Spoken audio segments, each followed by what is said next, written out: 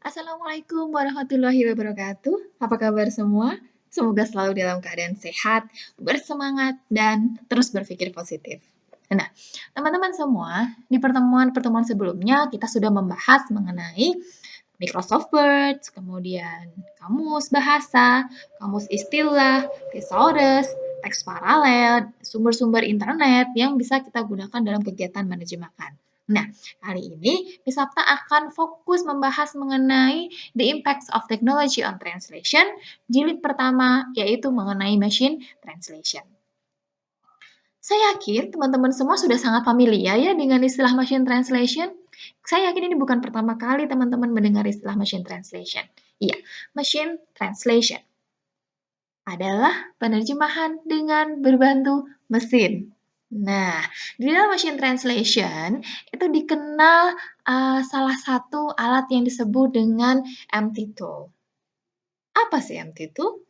MT tool adalah perangkat lunak mesin penerjemah yang bertugas mengganti peran manusia dalam kegiatan menerjemahkan teks sumber ke dalam teks sasaran dari satu bahasa ke bahasa yang lain secara otomatis. Ingat ya, kata kuncinya adalah otomatis. Lalu bagaimana bisa demikian? Nah, MT rupanya memanfaatkan kecerdasan buatan atau yang dikenal dengan artificial intelligence untuk melakukan tugas tersebut. Sudah punya gambaran belum ya? Oke, nah saya akan menunjukkan beberapa contoh MT tool yang kerap kali digunakan oleh pengguna internet, ya. Yang paling populer tentu saja adalah Google Translate, ya, atau dalam bahasa Indonesia disebut dengan Google Terjemahan. Nah, caranya saya yakin semua sudah bisa menggunakan ini ya, sangat sederhana. Kemudian yang kedua adalah MateCat, ya. MateCat ini sesungguhnya bisa memiliki dua fungsi, yang satu sebagai machine translation tool, yang kedua sebagai computer aided translation tool, ya. Yang berikutnya adalah Collins. Ada juga prompt online, ya. Selain itu masih ada yang lain seperti misalkan yang dipersembahkan oleh Bing atau juga SDL, ya. Nah, lalu, dengan keberadaan machine translation tool yang memungkinkan penerjemahan secara otomatis dari satu bahasa ke bahasa yang lain, apa dong ya peran manusia? Hmm? Ada yang bisa tahu? Apanya dong? Apanya dong? Ini lagu orang tua kita ya, sangat terkenal. Nah, ini perlu dipertanyakan, apa peran manusia? Nah, ini dia peran manusia. Sesimpel ini, duduk di depan komputer atau laptop, memegang mouse, mengeklik ketikus, ya, copy paste, salin rekat teks dari Microsoft Word, kemudian ke machine translation dari MT2, dari MT2 kemudian disalin ke Microsoft Word. Mudah sekali ya rupanya, ya.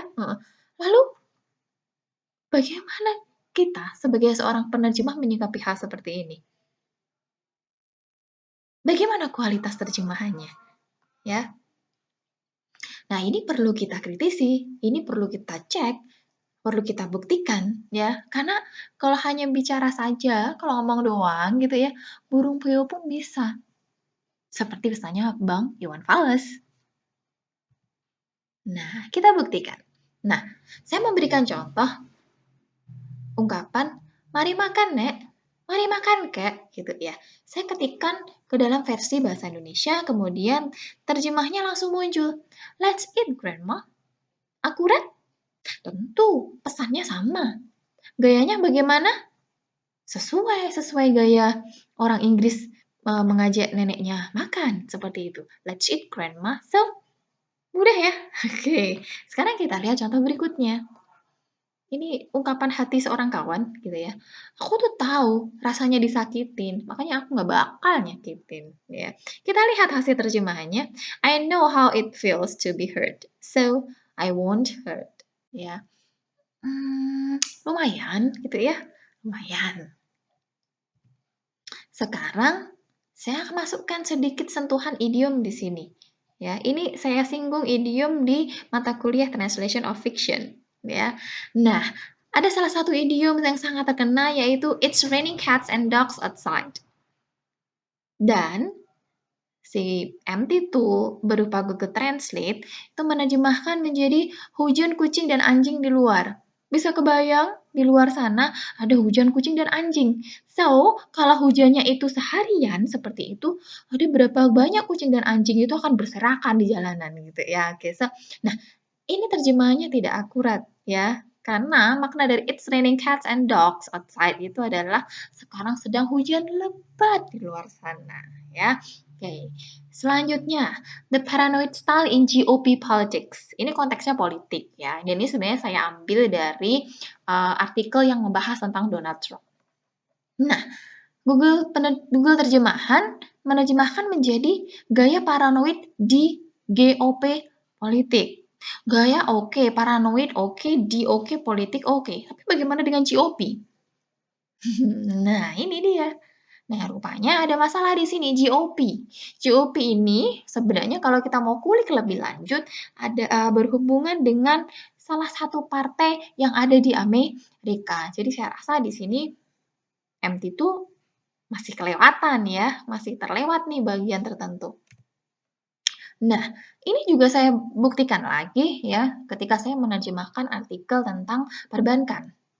Bank umum berdasarkan kegiatan usaha satu adalah bank dengan modal inti sampai kurang dari 1 triliun ya. Kemudian hasil terjemahannya ini sebenarnya ini tampaknya buku ini terseret ke bawah nih ya. Seharusnya ini di bagian atas di bagian kurung ya. Buku 1 gitu ya. Buku singkatan dari Bank Umum kependekan dari Bank Umum berdasarkan kegiatan usaha gitu ya. Kemudian machine translation menerjemahkan menjadi commercial banks based on business activity one.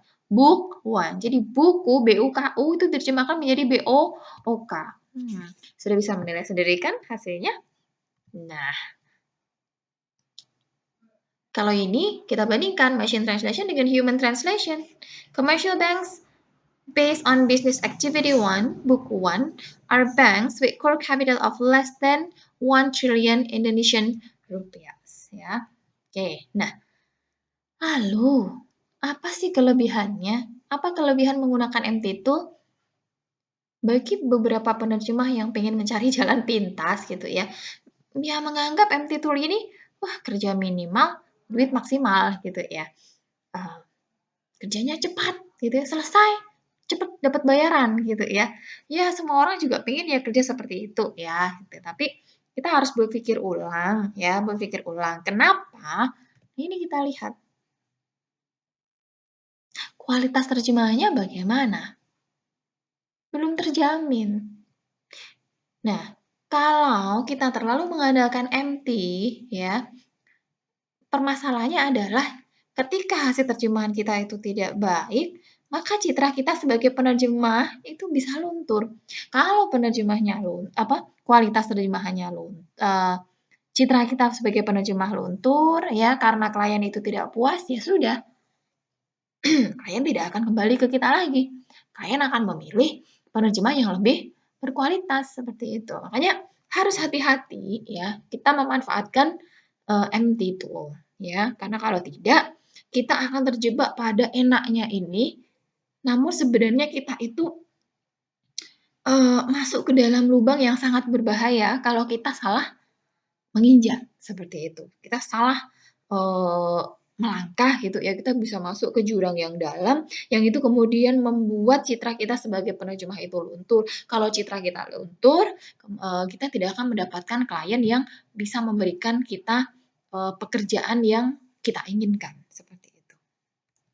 Nah, jadi sebenarnya di baik sisi positif dan juga negatif dari machine translation, maka sebenarnya mazhab apa sih yang harus kita ikuti? Apakah kita ikut yang takluk pada machine translation atau kita cukup fokus dengan human translation atau bagaimana? Ya, jadi apakah kita orang yang menganggap machine translation and human translation itu sebagai dua sisi yang bertentangan atau kita memilih mazhab yang berpegangan erat antara human translation dan juga machine translation. Ya, dan itu keputusan